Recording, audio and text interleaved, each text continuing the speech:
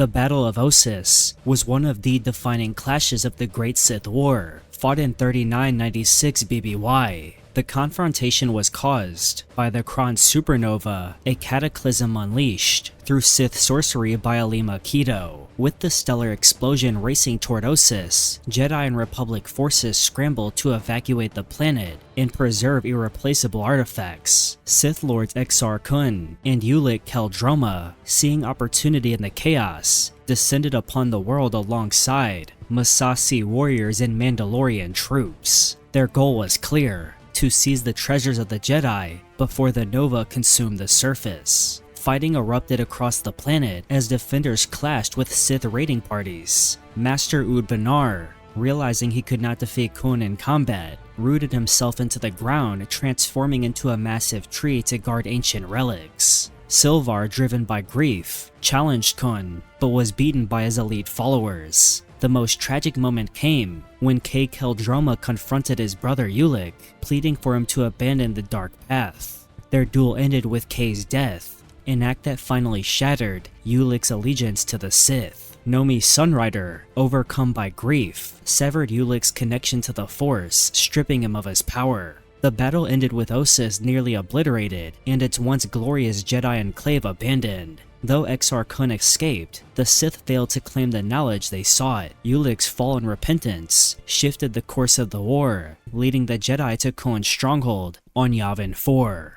The Battle of Malachor V was the cataclysmic finale of the Mandalorian Wars, fought in 3960 BBY. Taking place above and upon the world of Malachor V, it was remembered by the Mandalorians as the Great Last Battle. The roots of the conflict stretched back through years of Mandalorian expansion across the Outer Rim. Driven by conquest and the belief in strength through battle, the Mandalorian Neo-Crusaders waged war against the Republic, forcing the Jedi to intervene. At the head of the Revanchist, Revan rose as Supreme Commander, determined to bring the conflict to a decisive close. He selected Malachor V as the stage for the final encounter, secretly preparing a superweapon, the Mass Shadow Generator. The Mandalorians, lured by the Republic's vulnerable fleet, converged on Malachor V in massive numbers. A brutal orbital battle erupted, with Republic and Mandalorian warships tearing into one another above the planet. Revan himself delayed by a scouting force, eventually entering the system and faced Mandalore the Ultimate in personal combat, slaying him and shattering the morale of his people. Meanwhile, the fighting raged at a scale unlike any prior engagement, consuming thousands of soldiers and Jedi alike. At the critical moment, the order to activate the Mass Shadow Generator was given.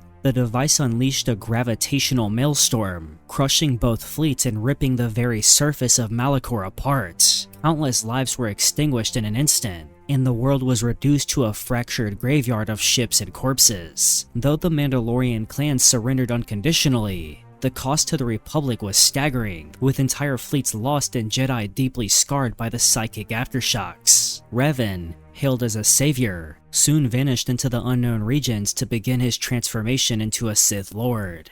The Battle of Ruusan, fought from 1002 to 1000 BBY, was the climactic struggle of the new Sith Wars. Spanning 7 brutal engagements on the forested world of Ruusan, it brought about the destruction of the Brotherhood of Darkness, the deaths of thousands of Jedi and Sith, and ultimately reshaped the structure of both orders. The conflict emerged after a century of near-constant warfare between the Jedi-led Republic and the resurgent Sith. Under the leadership of Lord Skir Khan, the Brotherhood of Darkness sought to unify the Sith under a single cause and overwhelm the Republic through sheer numbers. In response, Jedi Lord Hoth rallied the Army of Light, gathering knights and Padawans in an all-out effort to finally crush the Sith threat. Over the course of 2 years, waves of battle tore the planet apart. The Sith initially struck with overwhelming force, annihilating entire units of the Republic in the first clash. However, the Jedi recovered in later encounters, pushing back the Brotherhood in several victories. Still, the toll was immense.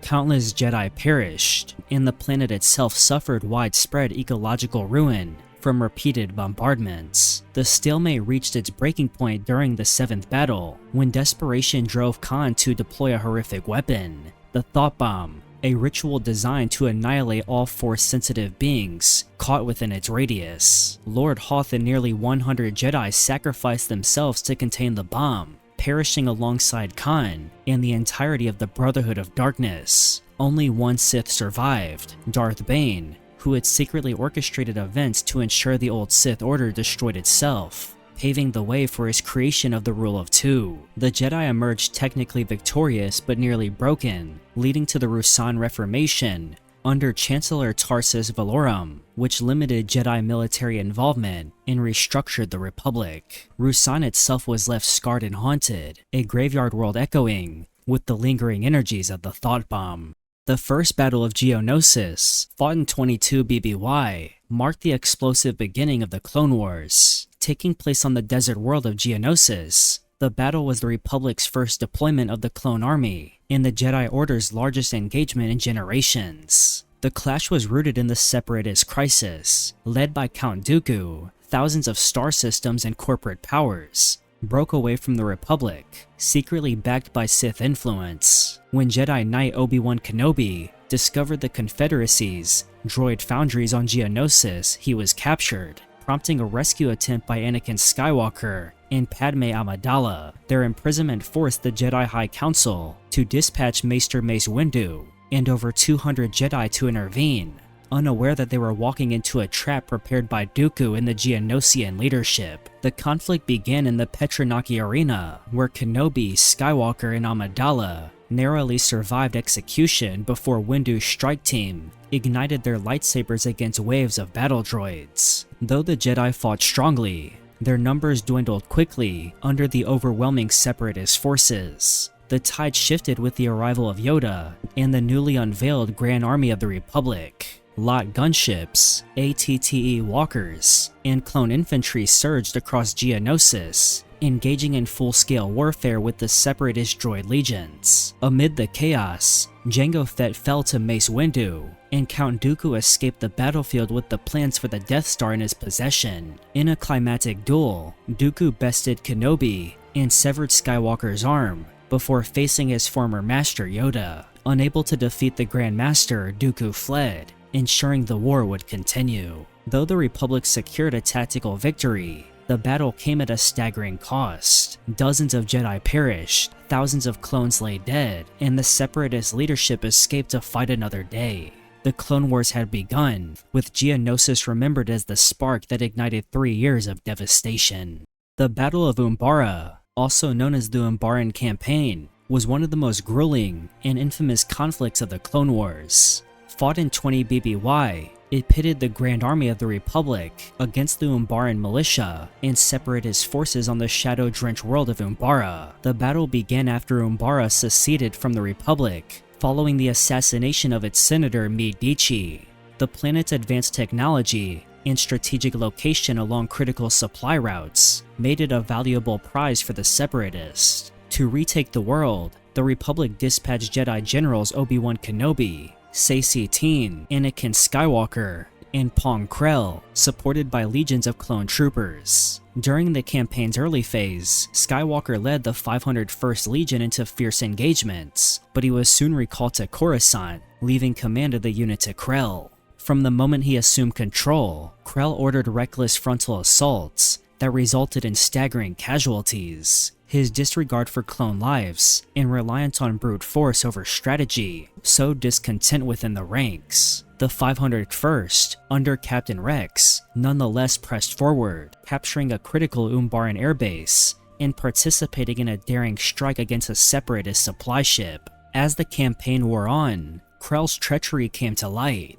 Manipulating the clones into fighting one another, he engineered a disastrous friendly fire incident that killed many troopers. Confronted with undeniable evidence, Rex and his men turned against their general. After a brief but brutal struggle, Krell was captured and executed by the very soldiers he had betrayed, with clone trooper Dogma delivering the fatal shot. The Republic secured Umbara, but victory was hollow. Thousands of clones had died, and the psychological scars ran deep. The campaign exposed the fragility of trust between Jedi and soldiers, foreshadowing the eventual collapse of the Jedi Order.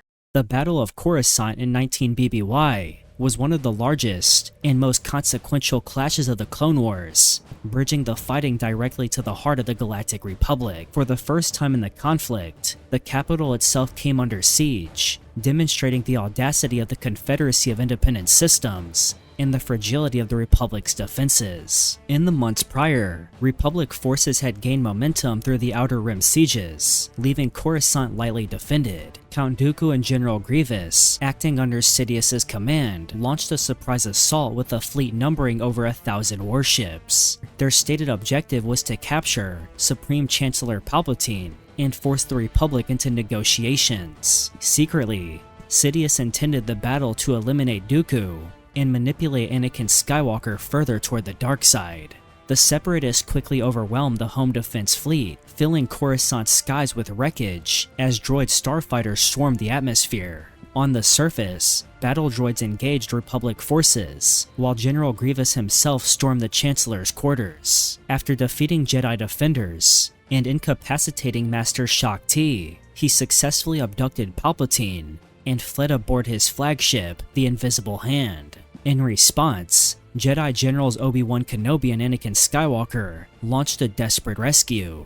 Fighting against swarms of vulture droids and buzz droid sabotage, they boarded the Separatist command ship and confronted Dooku in a decisive duel. Skywalker, pushed by Palpatine, executed the Sith Lord, eliminating the Confederacy's political leader. The Republic declared victory, though at a steep cost. Millions of civilians were displaced, countless lives were lost, and much of the galactic city lay in ruins. Grievous's escape prolonged the war, but Palpatine used the crisis to solidify power and deepen his control over Skywalker.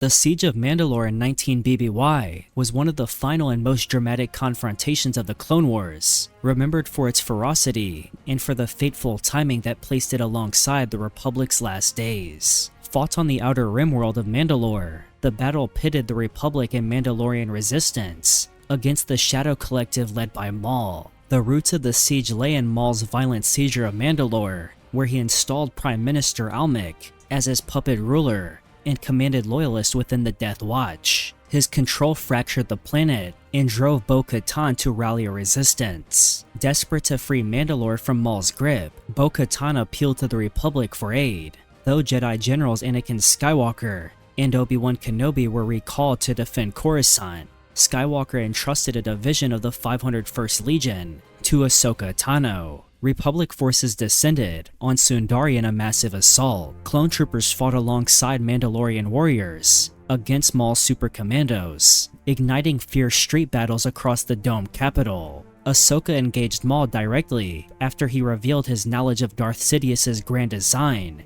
warning her of Skywalker's impending fate. Ultimately, she overpowered Maul on the city's support beams, capturing him alive with the help of clone reinforcements. Although the Republic and Bo-Katan's resistance claimed victory, the triumph was hollow. Before Maul could be delivered to Coruscant, Palpatine executed Order 66, turning the clone army against the Jedi. Ahsoka barely survived, while Maul escaped amid the chaos. Mandalore itself soon fell under Imperial occupation. The Battle of Yavin in 0 BBY was one of the defining clashes of the Galactic Civil War, marking the first major victory of the Rebel Alliance against the seemingly invincible Galactic Empire. Taking place above the jungle moon Yavin 4, the battle was set in motion after the daring mission at Scarif, where Jyn Erso and her team secured the Death Star's plans at the cost of their lives. Transmitted to Princess Leia Organa, the data revealed a hidden weakness deliberately placed in the station by Galen Erso, a thermal exhaust port leading directly to the reactor core. With the plan smuggled to the rebel base, General Jan, Dodonna, and Alliance leaders devised a desperate attack strategy, relying on one-man starfighters to exploit the flaw. As the massive battle station closed in on Yavin 4 to obliterate the rebel stronghold, squadrons of X-Wings and Y-Wings launched their assault. After many rebels died in this battle, hope rested on a young pilot, Luke Skywalker. Guided by the voice of Obi-Wan Kenobi through the Force, Luke deactivated his targeting computer and prepared the final shot. His proton torpedo struck true, igniting a chain reaction that destroyed the Death Star and killed Grand Moff Tarkin, along with thousands of Imperials. The victory came at a steep cost in lives, but its impact was immeasurable. The Rebel Alliance proved that the Empire could be defeated, inspiring uprisings across the galaxy. The battle also solidified Luke Skywalker's role as a central figure in the conflict, and deepened Vader's pursuit of him. The Battle of Yavin became a symbolic turning point in galactic history. All subsequent timelines were dated in reference to it, with events recorded as happening either before the Battle of Yavin or after the Battle of Yavin. The Battle of Hoth in 3 ABY was a pivotal confrontation of the Galactic Civil War, remembered as both a devastating defeat for the Rebel Alliance and a symbolic demonstration of its resilience. Fought on the frozen wastelands of the remote world Hoth, it became the Empire's most direct response to the Rebel victory at Yavin, as Darth Vader sought to crush the Alliance outright and capture Luke Skywalker. The conflict was set in motion when Imperial probe droids, deployed across the galaxy, uncovered the hidden Rebel stronghold known as Echo Base. Upon confirmation of the base's location, Vader ordered Death Squadron to strike, beginning one of the largest surface assaults of the war. On the surface, General Maximilian Veers led the Imperial ground assault with towering AT-AT walkers. Their mission was to destroy the shield generator, clearing the way for bombardment in Vader's personal advance. Rebel defenses fought valiantly against overwhelming odds. Rogue Squadron, commanded by Luke Skywalker, innovated by using cables to topple walkers, achieving limited success. Despite these efforts, Veers' command walker reached its target and annihilated the generator, sealing the base's fate. As the Imperials advanced, Darth Vader personally entered Echo Base with the 501st Legion, cutting down defenders as rebels fled through hangars and tunnels. Luke Skywalker departed in his X-Wing, setting a new course for Dagobah at Obi-Wan Kenobi's urging. Though the Alliance lost Echo Base, thousands of personnel and much of the fleet evacuated successfully, ensuring the survival of the rebellion. The Battle of Endor in 4 ABY marked the climactic turning point of the Galactic Civil War, remembered as the moment when the Rebel Alliance shattered the dominance of the Galactic Empire. The conflict was set in motion when Bothan spies uncovered that the Empire was secretly constructing a new Death Star in orbit of Endor. Unlike its predecessor, this station was designed to be larger, more powerful, and under the direct supervision of Emperor Palpatine himself. For the rebellion, this intelligence offered a unique opportunity: destroy the Death Star while incomplete, and strike a decisive blow against the Empire. What the rebels did not know was that Palpatine had deliberately leaked this information, setting a trap to annihilate the Alliance fleet and turn Luke Skywalker to the dark side. The battle unfolded on multiple fronts. Admiral Akbar commanded the Alliance fleet, with General Lando Calrissian piloting the Millennium Falcon in the Starfighter assault. At first, the rebels realized too late that the station was fully operational, as the Death Star fired on Mon Calamari cruisers, while a massive Imperial fleet emerged from hiding. Meanwhile, on the Forest Moon, General Han Solo and Princess Leia Organa led a strike team tasked with disabling the shield generator. They were aided by the native Ewoks, whose guerrilla tactics overwhelmed Imperial walkers and troops despite their primitive weapons. Inside the Death Star, Luke Skywalker confronted both Darth Vader and Emperor Palpatine. Refusing the temptation of the dark side, Luke's defiance inspired Vader to turn against his master. Redeemed in his final moments, Anakin Skywalker sacrificed himself to kill Sidious, fulfilling the prophecy of the Chosen One. The Rebel fleet seized the opening when the shield was destroyed. Lando led the final assault, striking the reactor and obliterating the station in a chain reaction. The Emperor's death fractured the Empire, sparking celebrations across the galaxy and laying the foundation for the New Republic. The Battle of Jakku in 5 ABY was the conclusive clash of the Galactic Civil War, remembered as the final stand of the Galactic Empire against the New Republic. The battle was the culmination of months of Imperial decline, following the destruction of the second Death Star. With the Empire fractured into remnants, Counselor Gallius Rax rose to prominence, rallying the remaining Imperial fleet for a last desperate stand. Unknown to many of his subordinates,